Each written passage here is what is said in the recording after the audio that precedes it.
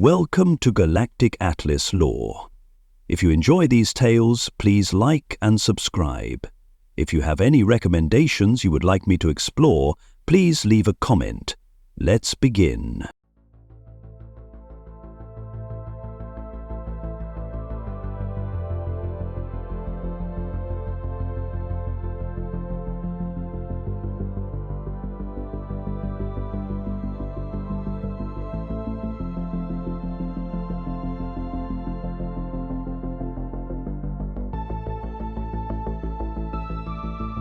The Forgotten Child, Tales of a Bounty Hunter. Chapter 1. Dust, Blood and Credits. The sun on Dregan 4 didn't rise. It clawed its way up the horizon like it had to fight the sky for space. It was a heavy, orange orb that bathed the jagged desert spires in a rust-red glow, heating the sand until it hissed beneath boots. This was the kind of world where nothing grew unless it bled first. The outer rim had plenty of forgotten planets, plenty of rocks that the Republic never claimed and the Empire never wanted. But Dregan 4 was special. It was the place where deals happened when no one else wanted to know, where bounty hunters sharpened their skills and laid low, and where syndicates made credits flow faster than water. The air smelled like iron and plasma discharge. The buildings were domed junk heaps of durasteel and scorched concrete, pressed into the dust like bruises on the land. The cantina was called Saren's Teeth, a long, low bunker of blackened stone with solar panels stitched across the roof like mismatched armor. Inside it was dim and loud, laughter from Trandoshans, the low hiss of Twi'lek gossip, the electronic pulse of sabak tables buzzing like flies over meat. In the far corner, nursing a drink that barely fizzed, sat a human in a beaten cuirass of worn Mandalorian alloy, his helmet on the table and his back to the wall. They called him Rix Marin. No one knew if that was his real name, but no one asked. Rix had eyes like cracked duraglass and a voice like a blaster that had seen too much use. He'd done jobs for the Syndicate of Scars, the Ash Blade Cartel, and once even the New Republic, if the credits were good enough. His ship, the Rusthawk, was docked 3 clicks outside the city behind a shielded dune bunker, cloaked in jamming signals and guarded by a vibro claymore wired to a proximity mine. Trust was for people who died early. He's watching the door. Not for a bounty, but for a delivery. The client had said it would be small, living and expensive. That usually meant trouble. At precisely 2 minutes past local midshift, the door groaned open and a figure limped in wearing sand-slick robes. No taller than a speeder bike, hunched and slow. Its face was hidden under a rebreather and a cracked visor. Rix tensed. But it wasn't the one. Behind the figure came another, taller, thinner, with bronze plating streaked in soot and mismatched limbs that clanked with each step. The droid's eyes were photoreactive red slits and its left arm ended in a retractable plasma torch. Designation KE4N, it said, approaching. Client asset in transit, protective custody compromised, reassigning handler. It tilted its head. You are Rix Marin. He didn't answer, just raised a brow and slid his helmet onto his head, voice crackling through the vocoder. You armed, metalhead? The droid's eyes pulsed. Always. Rix stood, shouldered his blaster rifle, and gestured toward the exit. Then let's go meet our little problem. The alley behind Saren's Teeth was where the delivery happened. The robed figure, female by voice, handed over a small bundle wrapped in a synth silk veil. The child inside couldn't have been more than 6. Eyes wide, skin a faint pale blue hue, Leku short and unformed, part Twi'lek, part human, maybe more. But it wasn't her appearance that caught Rix's attention. It was the tremor he felt in his gut when she looked up at him, like a spike of gravity. A presence. She said nothing, but her eyes locked on his visor, and something in the Force twisted. Rix wasn't Force sensational, but he'd worked around enough of them, fallen Jedi, hunters, mystics, to know the signature when he felt it. The child didn't know what she was, but something inside her did. KE4N's databanks hummed. Force probability elevated, subject origin unknown, memory encoded, possible, artifact. Artifact? Rix muttered. She looks like she weighs 20 kilos. Not all artifacts are things, the droid replied. Some are keys, some are targets. That was the moment the shot rang out. A plasma bolt screamed from the rooftop and struck the alley wall, sending dust and synth flesh flying. The child screamed, not from fear, but from instinct, the kind that bends energy. The bolt stopped mid-air and shattered. Rix didn't wait. He grabbed the kid, dove behind a Durasteel bin and opened fire with a 3-round burst that ripped the shooter's cover apart. KE4 lunged with impossible speed, its plasma torch shrieking to life and carving through the wall as it ascended. Screams followed. Then silence. Rix peered up. That your idea of an easy handoff? The woman in the robe was gone. Only a burn mark remained. He checked the kid. No injuries, just a blank stare. But her hands were trembling, and the force around her pulsed like an overloaded circuit. Rix turned to the droid. We're leaving. K4N nodded. Multiple pings on comband frequencies. Hostile chatter. Bounties have already gone live. How much? Rix asked. 300,000 credits, dead or alive. Syndicate of Scars issued the contract. Rix cursed. That was more than double his usual rates. Someone wanted the girl bad. They made it to the Rusthawk under cover of night, dodging patrol drones and motion-sensitive trip alarms. The ship wasn't pretty. Battered hull, exposed hyperdrive vents, carbon scoring along the nose. But it was fast and cloaked tighter than a Hutt's ledger. Rix strapped the girl into the passenger jump seat, activated the rear defense grid, and took off with a roar that shook the canyon. As they left Dragon 9's atmosphere, the child spoke for the first time. My name is Sire, she said, voice soft, almost curious. Are you going to sell me? Rix didn't answer, just stared ahead, knuckles white on the controls. K4N tilted its head toward him. She has no ID, no planet of origin, no parents on record. Rix exhaled. Then we better figure out who she is, before someone else does. Chapter 2. The Rusthawk Gambit. The Rusthawk cut through hyperspace like a blade through silk, engines humming with a deep resonance that only older, heavily modified ships made. A kind of music you didn't hear in New Republic cruisers or luxury freighters. She was a Coldrax-class gunship, refitted half a dozen times with stolen tech, aftermarket armor plating and a nav computer that had once belonged to an assassin droid. Rix had won her in a knife fight inside a gambling ring on Ord Tolden, and she'd saved his life more times than he could count. She had scars, just like he did, but she kept moving forward.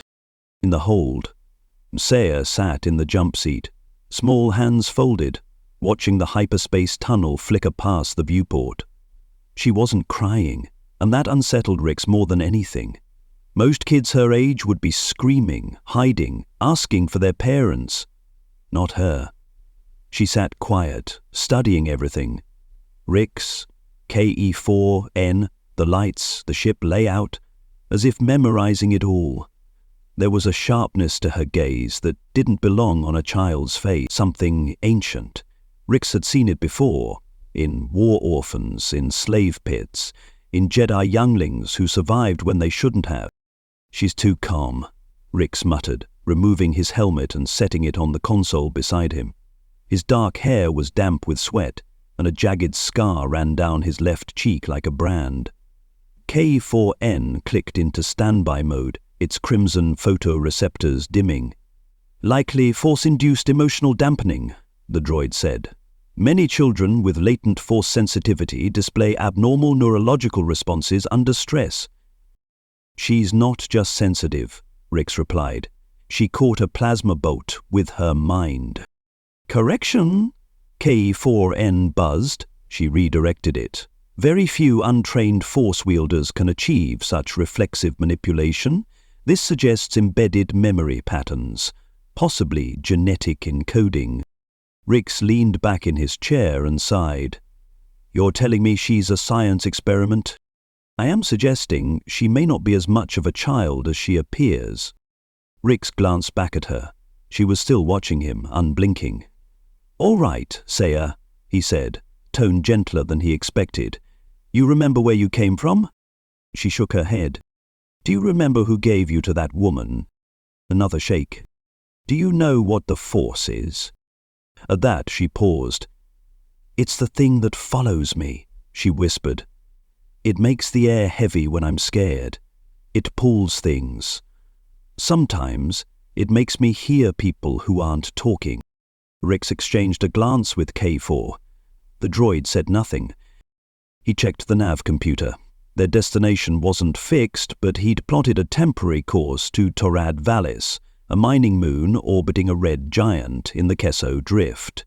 It was off the main trade lanes, riddled with gravitational storms and riddled with crime, but it had one thing he needed: a broker named Letho Van, who knew everything about everything and everyone. If Saya had a past, Letho could find it. The Rust Hawk dropped out of hyperspace with a jolt, the cockpit windows lighting up with the burn of the red giant. Torad Vallis hovered ahead, cracked and blackened like a dying ember. The surface glowed faintly where magma rivers cut through the crust, and the station above it spun lazily on an old mechanical ring. It was called Junction Pyre, and it was where smugglers, bounty hunters, and spies went to disappear, or be found. As they approached, the comm system crackled. Unidentified vessel, this is Junction Pyre Dock Control. You're flying hot and your transponder's out of date. State your business or get roasted. Rix flicked the comm switch. Delivering ore contracts and thermal coolant, registered with Chaldean Supply Corps. A long pause. Then, codes confirmed. Dock in Basic C, no weapons in the market zone. If your droid causes trouble, it gets scrapped. Rix muted the channel. Friendly place. I like it, K4N replied. They landed under flickering bay lights, surrounded by droids lifting crates and armed guards shaking down incoming freighters. Rix kept Saya close, covering her with a ragged brown poncho that hid her features. KE4N walked beside them, scanning everything. Junction Pyre was chaos wrapped in steel. The corridors were wide but low, lined with neon signs and flickering terminals. Market stalls sold everything from spice to blaster components, and back-alley doctors offered cybernetic implants with questionable hygiene. Trandoshans bartered with Duros merchants over crates of contraband, while Mon Calamari ran illegal sabak games behind curtain veils. They reached Lathriva Van's den through a side hatch near the reactor spine. The door scanned Rix's biometrics and hissed open to reveal a chamber filled with holoscreens, data towers, and a single repulsor chair drifting in the center. Lathriva was an Umbaran, tall, pale, eyes like polished coal. He didn't smile when he saw Rix. Last time you came here I lost an eye, he said, gesturing to the milky lens that buzzed faintly as it adjusted. You still owe me for that bounty on Argath, Rix said, stepping inside. I need intel. Deep level. A kid. Nilo's eyes moved to Saya. He said nothing for a long moment. Then, slowly, he rose. The girl's face is already worth $500,000 to the wrong people. Her genetic markers are scrambled. But there's a secondary imprint. Pre-Clone Wars. Black Site medical designations. Amino? Belitho nodded. Modified in secret. Possibly part of something called Project Kindrill. Most of it was purged before the Empire fell. Rumors say they were trying to synthesize force sensitivity, use it, control it. Saya shrank under her poncho. Belitho leaned in. She's not a forceler. She's a vessel. Someone poured something into her, something ancient. Keyfor's voice hissed through the static. Artifact. Rix stood frozen. You mean she's carrying... What? A memory? A soul? Benito shrugged. You want to know the truth? I'd run. Take her to a moon with no name and bury your ship, because the people who made her... If they know she's alive, they won't stop until everything burns. Saya looked up at Rix again. That same pull in the force. Not fear, expectation? Rix turned to Letho. Can you wipe her signature? The Umbaran frowned. It'll take time, and credits. I'll get both, Rix said. As they left the den, KE4N whispered, You realize there's no going back. I know. And if she turns out to be what they say? Rix didn't answer. Saya slipped her hand into his. He didn't let go. Chapter 3. Bloodlines and Black Skies. They spent the night in a buried hangar beneath the market quarter, an old maintenance bay turned safe house by the dozen criminals who had died to make it one. The lights flickered between power cycles and the walls were lined with heat exchangers that groaned like dying beasts in the floor. Key 4N stood motionless by the blast door, its internal sensors tracking every movement in the corridors above, while Rick sat at a makeshift table littered with old blaster coils and a half-drained stim flask, staring at the girl asleep on a cot across the room.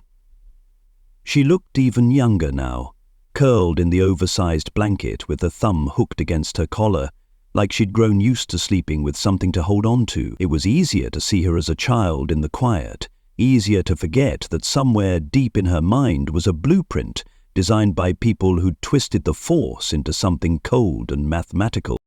They didn't want her to be a person, they wanted her to be a tool, and those kinds of people always came back for their tools. K4N's photoreceptors clicked softly. You should sleep. You're inefficient when agitated. I'm always agitated, Rix replied, not moving. You're not worried? I do not worry. I process threats. She's a threat? So are you. Rix leaned forward, resting his forearms on his knees. Have you ever seen anything like her?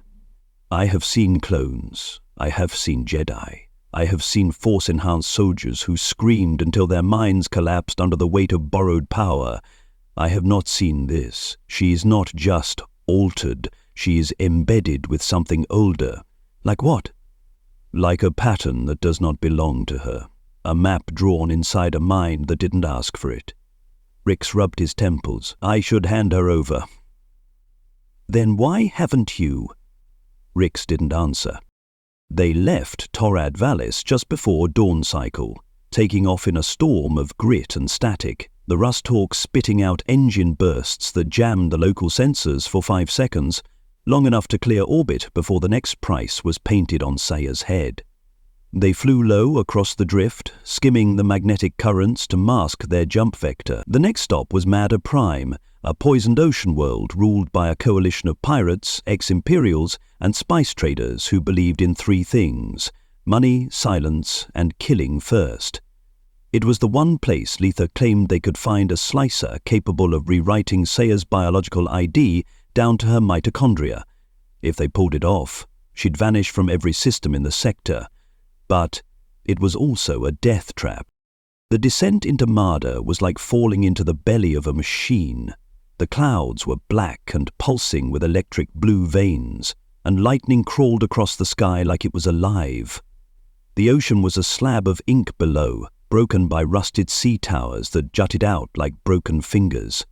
The slicer, Jex Marin, lived in one of them, a floating monolith called the Coil, wrapped in solar nets and automated turrets.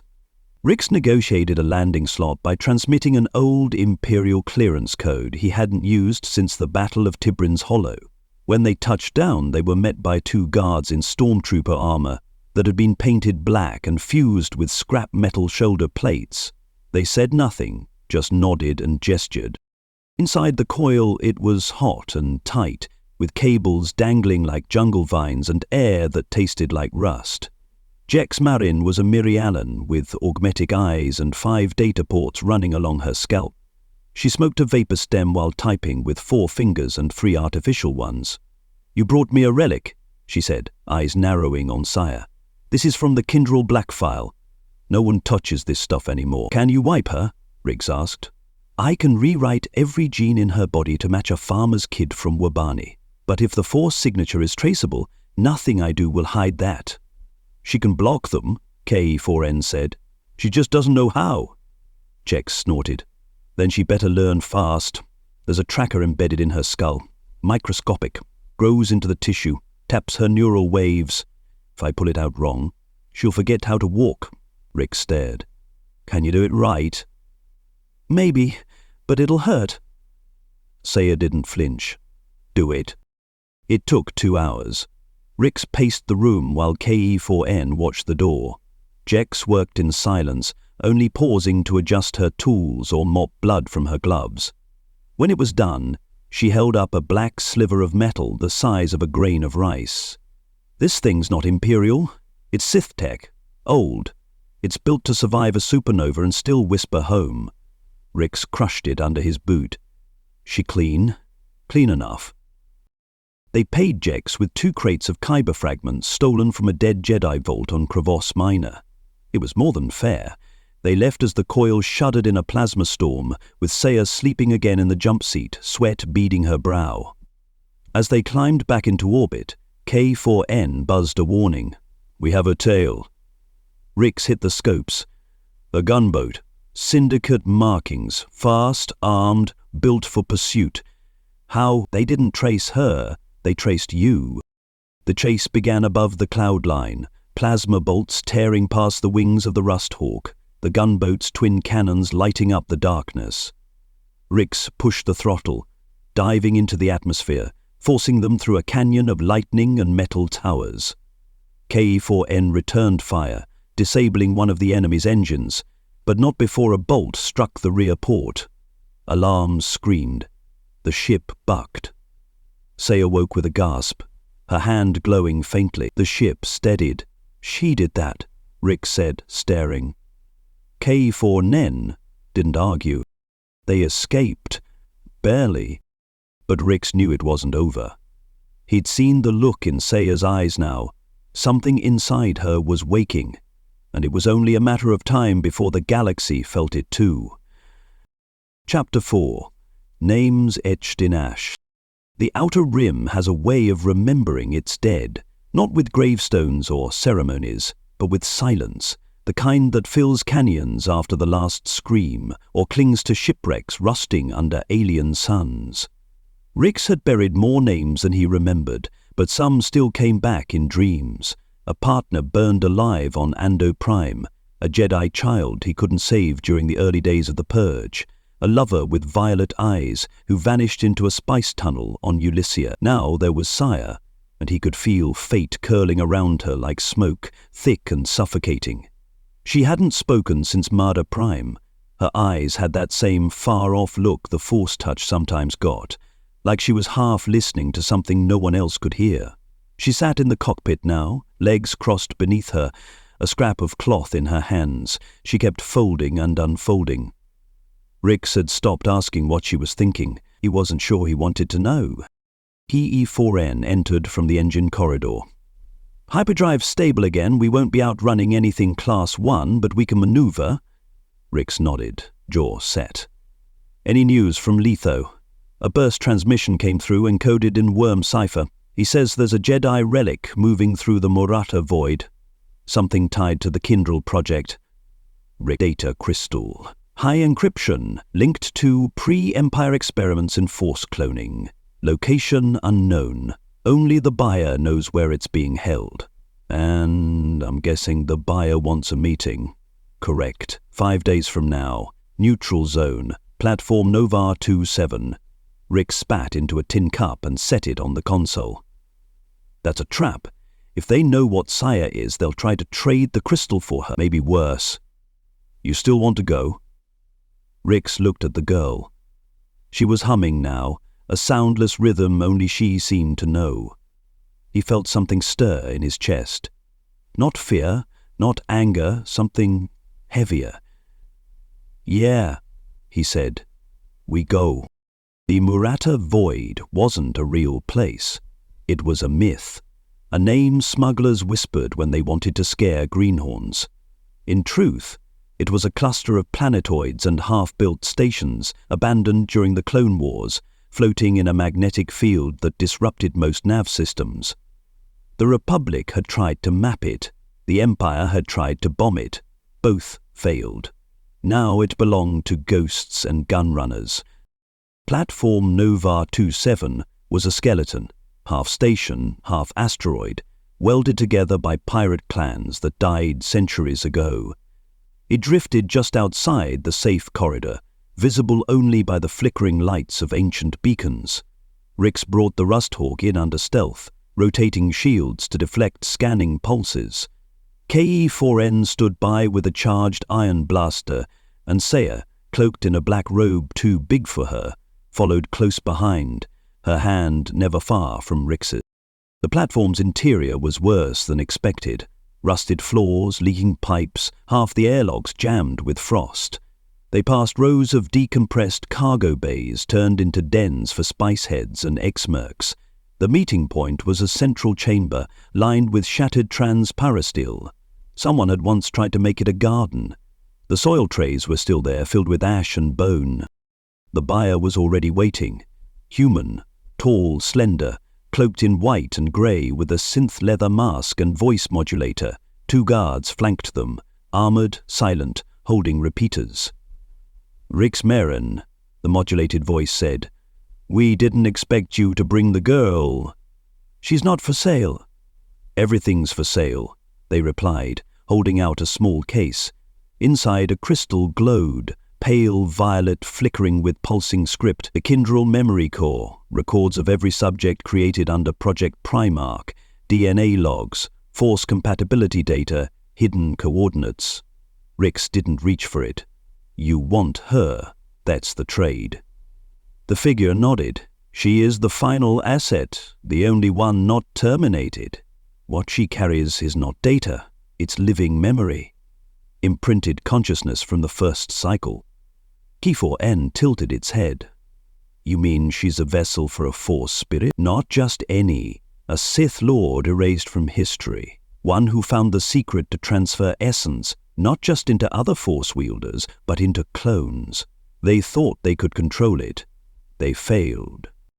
Saya stepped forward. "It's in me?" "Part of it," the buyer said, "but it's dormant. Unless triggered, it cannot awaken. That's why we need her. We can remove it." "And then what?" Rix growled. "Put it in someone you can control?"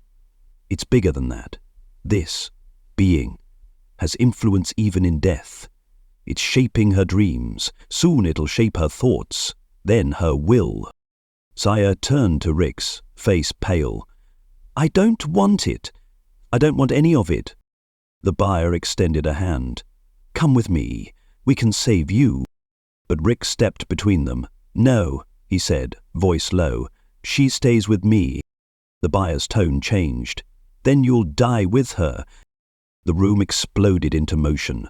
Blasters roared. KE-4N tore through one guard, shoving an ion burst through his chest plate. Rix tackled the buyer, slamming them into the soiled trays. Saya screamed, and the Force screamed with her.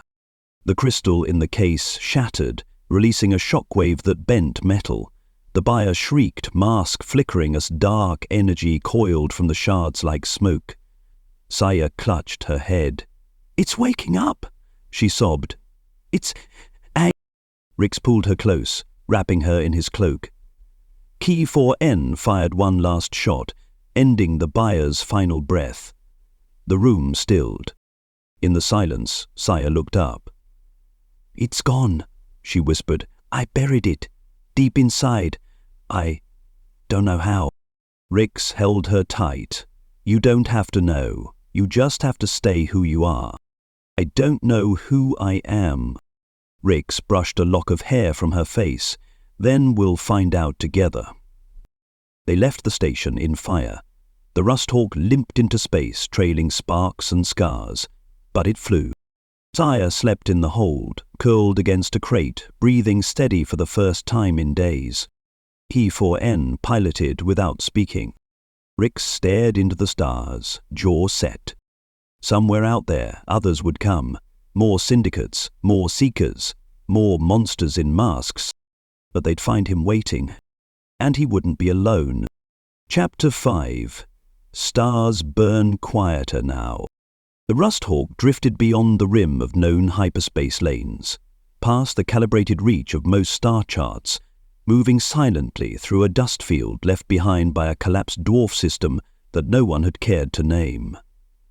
Rix sat in the cockpit, boots up on the console, visor down, chewing on a stim root with his blaster half dismantled in his lap. P4N had taken over nav recalibration, its metallic fingers moving with surgical rhythm across the holo controls, each key tap syncing with the faint hum of the auxiliary drives spooling into sleep mode.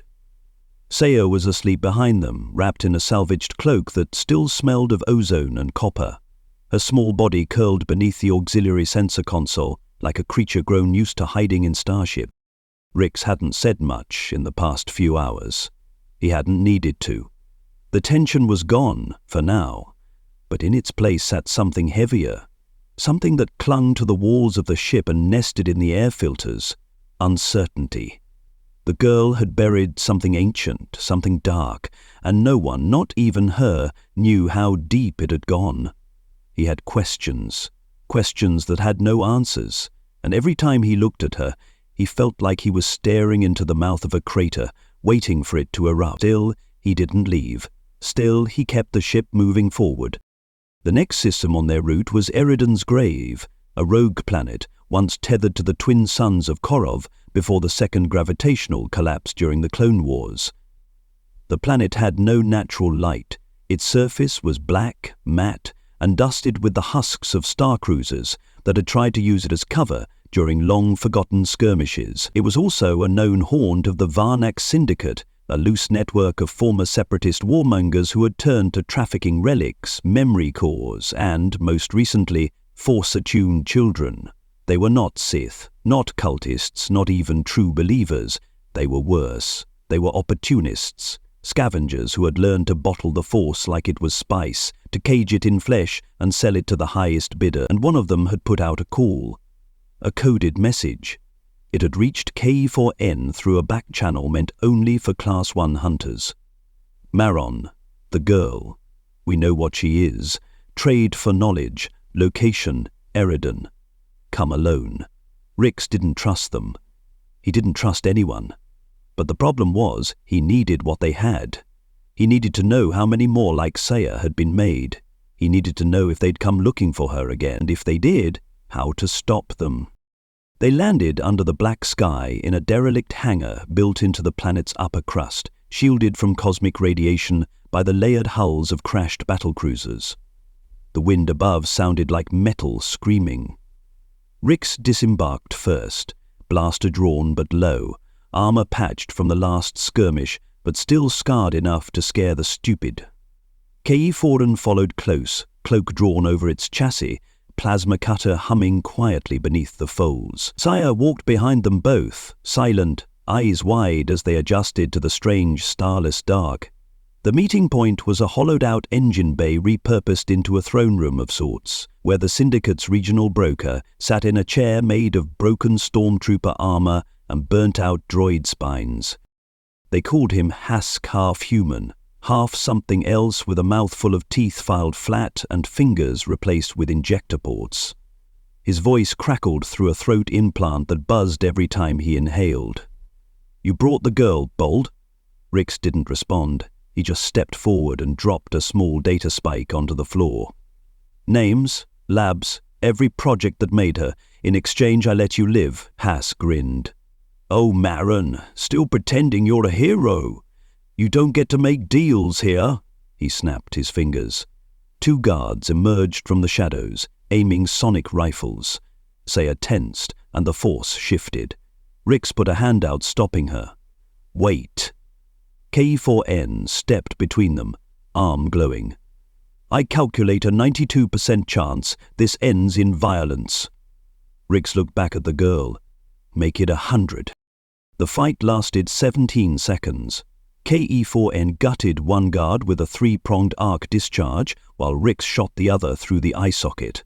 Hask tried to run, but Saya raised her hand, and the metal in his prosthetics turned against him, slamming him into the ceiling with a crunch of bone and durasteel. He dropped, twitched, and stopped moving. Silence returned. The smell of burnt ozone filled the bay. K4N retrieved a data crystal from Hask's satchel. Encrypted, but old code. I can break it. Do it, Rick said, wiping blood from his gauntlet. Saya stood still, staring at the body. I didn't mean to. Rick knelt. You did what you had to, but it's still inside me. I felt it again. It liked hurting him. Then don't let it out, Rick said.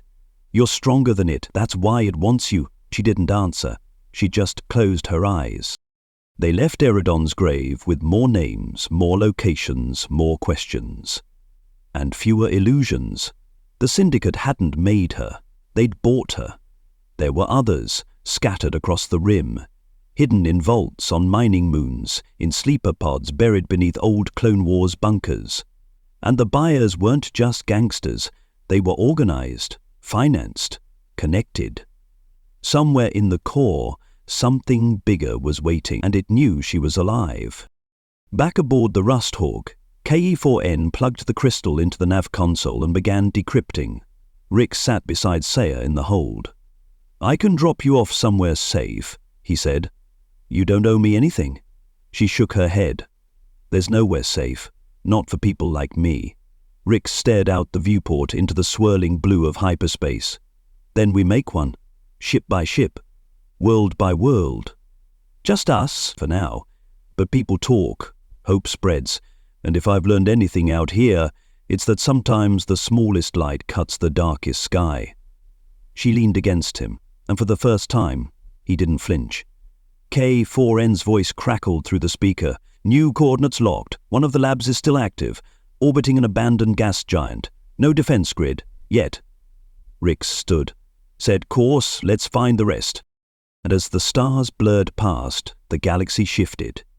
Quietly, a girl once forgotten, a droid once abandoned, a man once broken. They were no one. But in the outer rim, sometimes no one is exactly who you need. Chapter 6. Ghosts in the Furnace.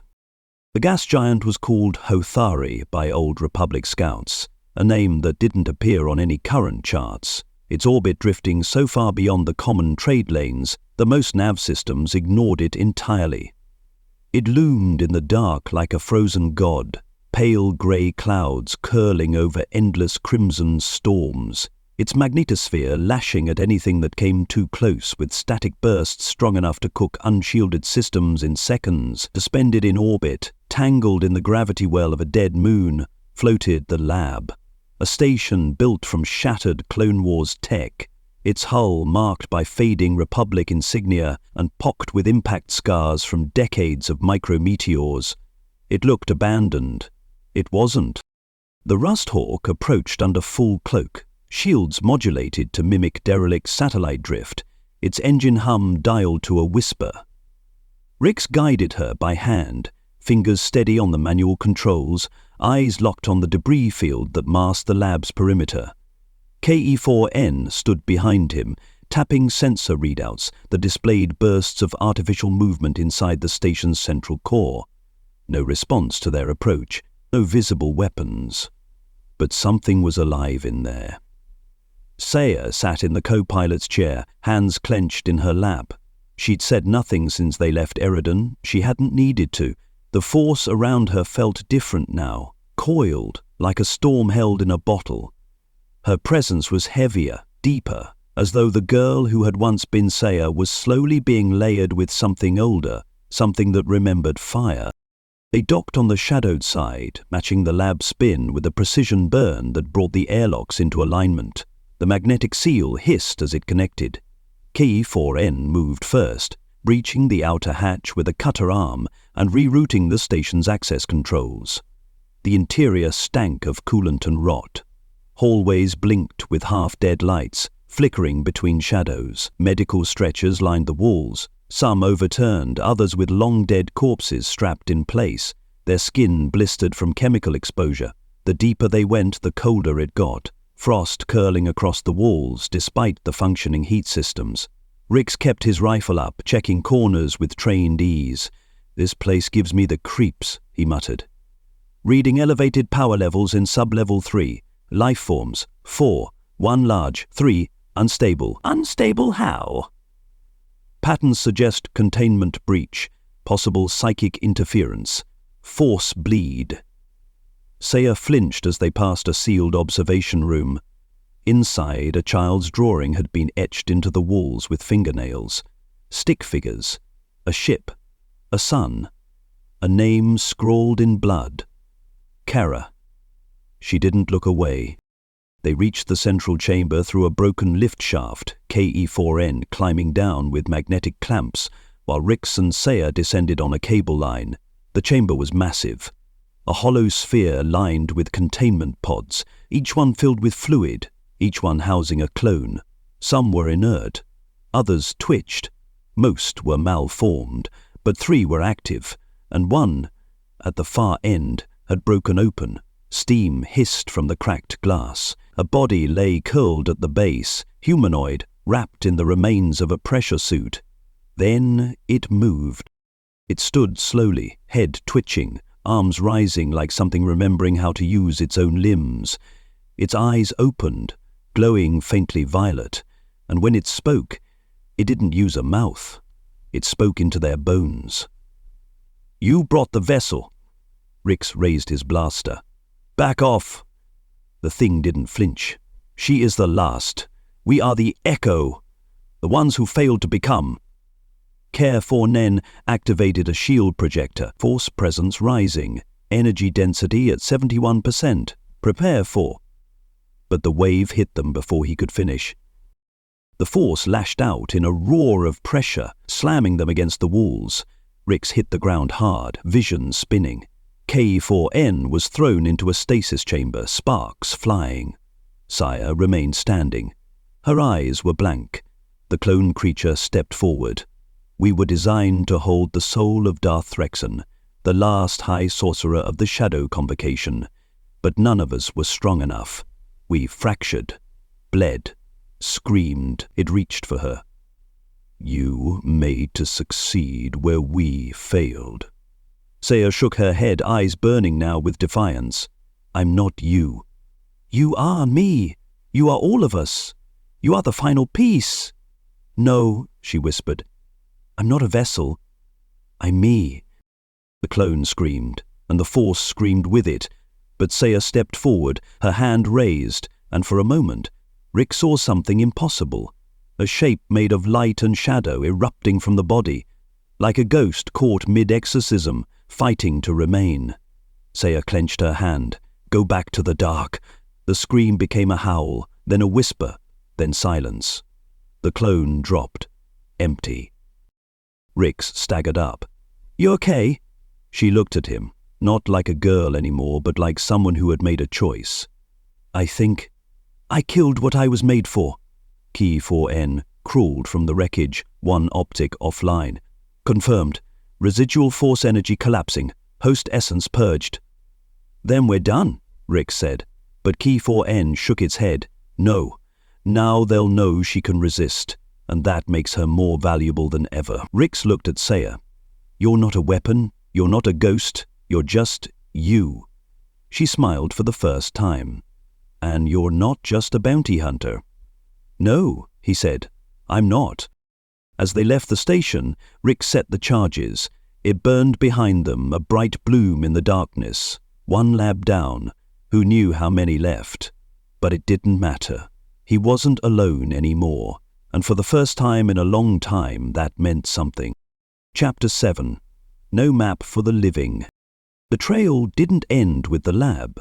If anything, it widened, a blood-soaked path stretching out into the lawless stars, beyond the reach of syndicates and empires, a place where borders faded, and the only language spoken was survival. The data crystal retrieved from the Hothari station had burned itself out after a single decryption, but what it left behind was a list, names, sectors, dead projects, marked terminated, with some crossed out in blood-red code, but there were coordinates too, and one of them led to a system so far outside Republic, records it was catalogued only by smugglers and madmen. Vale Seta Prime, a starless expanse wrapped in ancient gravitational drift, where time moved slower, and the force twisted around itself like a dying flame. KE4N advised against it. Rix overrode him. Saya said nothing, just stood at the viewport as the stars thinned and the galaxy faded behind them. The Rust Hawk emerged from hyperspace into absolute black. No sun, no planetary light, only a faint beacon signal pulsing slow and rhythmic from a single orbital structure. It was a way station, circular, rusted, tethered to a dark matter filament that looped it around the void like a dog on a leash. The beacon repeated the same message every 15 seconds. Approach and speak the name. Rix narrowed his eyes. What name? KE4N pulled up the station's comm signature. It was old, Sith dialect. Interpreted phonetically, the phrase became clear. Threxan, the name of the entity buried inside Saya, the one they thought was gone. She stared out at the station, eyes unfocused. I remember this place. Rix turned to her slowly. How? I don't know. Dreams. Not mine. Like, someone else remembering. You think it's still in you? Pieces. Shadows. She closed her eyes. It's not screaming anymore, but it's watching. Rix activated the thrusters. Then we finish it. This time for good. They docked at the station's only functioning bay, walking into a hallway lined with obsidian panels, each carved with spiraling script that burned faintly red under their boots. The air was warm, too warm, the kind of heat that clung to your bones and whispered things you didn't want to hear. KE4N scanned the walls. There is no power source, no life forms, but the force readings are erratic. Rix checked his blaster's charge. That's the word of the week. The inner chamber was a circle, massive, domed, a mausoleum of dark history. At the center stood a platform with a single chair, and in that chair sat a child. He looked 8, maybe younger, hair pale, eyes black as void, hands resting on his knees like he'd been waiting forever. When he spoke, it was with Saya's voice layered behind it. You shouldn't have come. Saya stepped forward. You're the real Threxan, the boy nodded. The last seed, the original echo. The others were shadows, fragments. I'm what was left when the galaxy tried to forget. Rix aimed his weapon. So what's this? You want her back? The boy smiled. She already carries me, but she's different. She's alive. I was only ever the silence left behind. Saya didn't flinch. You want me to give up, to be a host? No, the boy said. I want you to choose. Let me fade. Let the war die with me. She blinked. That's it? The Sith built me to last forever. But I'm tired, and you're not me. For a moment the chamber pulsed, a low hum of the Force, and then the boy simply vanished. No scream, no light. Just gone. The air cleared. The heat lifted. KE4N rechecked the scan. Presence null. Signature erased. She is clean. Rix lowered his blaster. You believe that? I believe what I read. She's not carrying anything now. She's just herself. Saya turned, her face lighter, older somehow. He let go. And now I can too. Rix stepped beside her, looking out over the dark. So what now? Now we help the others, the ones still lost, like I was. You're sure? She nodded. I don't want to run anymore. I want to find them. KE4N clicked softly. Then we'd better refuel. They returned to the Rust Hawk, stars still absent, but the dark didn't feel so empty anymore. Somewhere out there, more children like Saya were waiting. Tools forged in secret.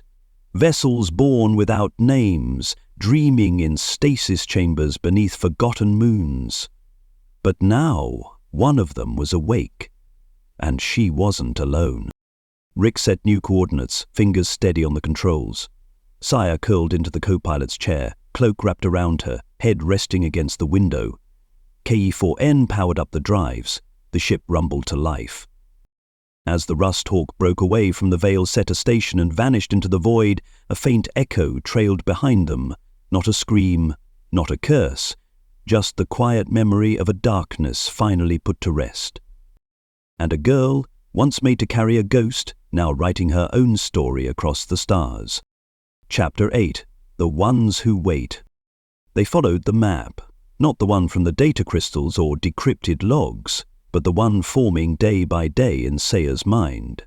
She didn't call it memory anymore. It was more like instinct, an ache that pulled her toward certain stars, forgotten coordinates, names spoken in half-waking dreams that Key 4N would cross-rection and Rix would chart. Each point led to wreckage. Old labs left to rot in gravity traps, derelict stations burnt down bunkers in asteroid fields, but not all were empty.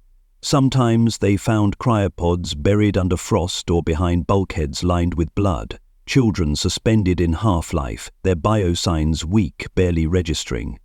Most didn't survive extraction. Their bodies had been twisted by too many experiments, their minds shredded by voices that never stopped whispering.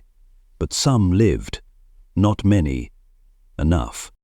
The first one they woke was a boy named Loro, age estimated at 10, with black veins under his skin and a permanent limp from neural degradation. He never spoke, but when Saya held his hand, his eyes cleared. The second was a girl, Hina, who glowed faintly when she slept, radiating heat even in cryo. The third was a baby, nameless, crying the moment the pod opened, but calming instantly when KE4N lifted her into his cold arms. They were children of silence, of projects with names like Darkroot, Echo 9 and the Val Contingency. They had never been meant to live full lives, only to serve, to carry, to hold what others feared. Rix modified the Rusthawk, expanded the medbay, repurposed the cargo hold. KE4N handled atmospheric calibration.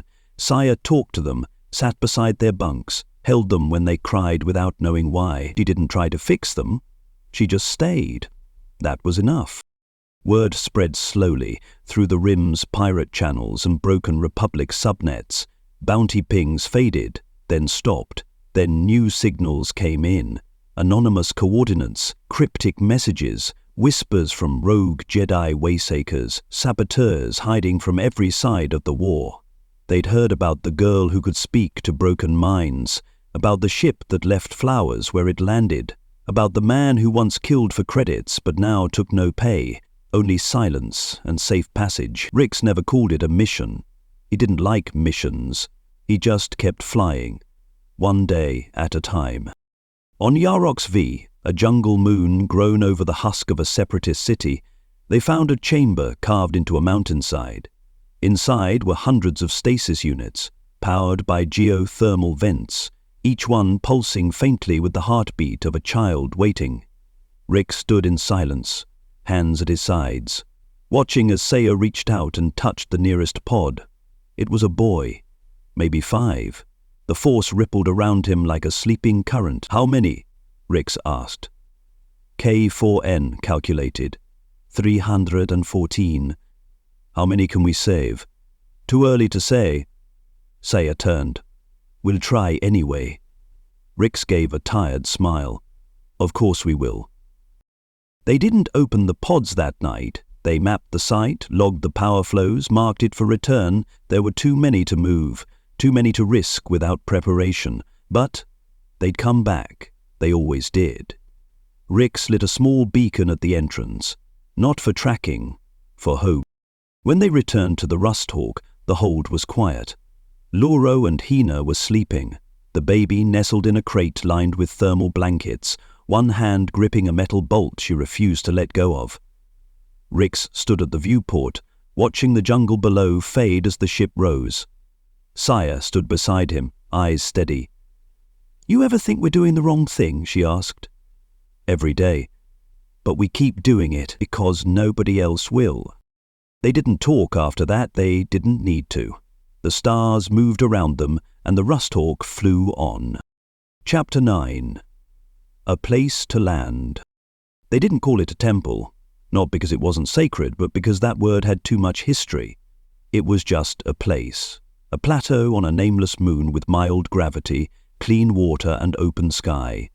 something Rix hadn't seen in years. They landed on it not because of a message or mission, but because the ship needed repairs and the kids needed air. At first it was just a clearing. Then Key 4N erected a basic structure out of crash plating and scrap, shielding it with camouflage netting to keep it off the charts. Rix planted a beacon, silent, coded to broadcast only when pinged by certain frequencies. Saya drew a circle in the dirt with her foot, then another and another. "What's that?" Rix asked. "I don't know," she said. "It feels right." By week's end they had shelters. By months, small solar arrays and an aquifer pump. A field grew, half hydroponic, half wild, nurtured by children who once had no names, but now had voices and bruised knuckles from play fights. Some of them could move stones without touching them. Others glowed. One could calm animals just by sitting near them. Rix didn't teach them much. He wasn't a teacher. But he protected the perimeter, reinforced the bunkers, ran drills. EK4N gave lectures about energy shielding and moral relativism. Saya talked about choice. She never mentioned Threxen again. She didn't need to. One night, Rix stood on the plateau, watching stars blink over the hills. KE4N hovered beside him, metal frame glinting. "You are not what you were," the droid said. "And yet here I am. Humans often fear change. You adapted. I didn't adapt. I stopped running. That is functionally similar."